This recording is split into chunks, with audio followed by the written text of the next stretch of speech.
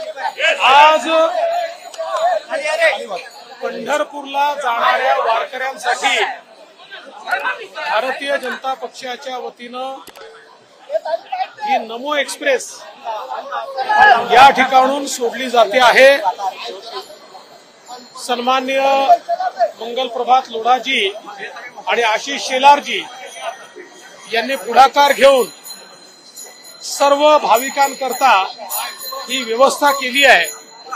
आपल्या सर्वांना माहिती आहे की पंढरीची वारी हा मराठी माणसाचा सांस्कृतिक स्वाभिमान आहे, आध्यात्मिक स्वाभिमान आहे आणि विशेषतः ज्या वारकरी पंथाने भागवत ध्वजाची पताका शेकडो वर्ष उंच ठेवली, त्या भागवत धर्माचा सर्वात मोठा मेळा हा आपल्याला पंढरीला पाहायला मिळतो।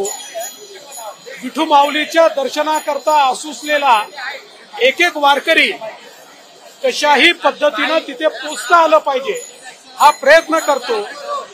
आणि त्याच वेळी आमच्या मुंबईमधला जो वारकरी आहे, जो कुठे नोकरी करतोय, कुठे व्यवसाय करतोय, छोटं मोठं काम करतोय, पण मनामध्ये मात्र पंढरीची आस आहे आणि त्याला वाटतं मला जाता येईल का, त्यांच्याकरता ही व्यवस्था या ठिकाणी करण्यात आलेली आहे की त्यांनाही विठुरायाचं दर्शन हे त्या ठिकाणी मिळालं पाहिजे।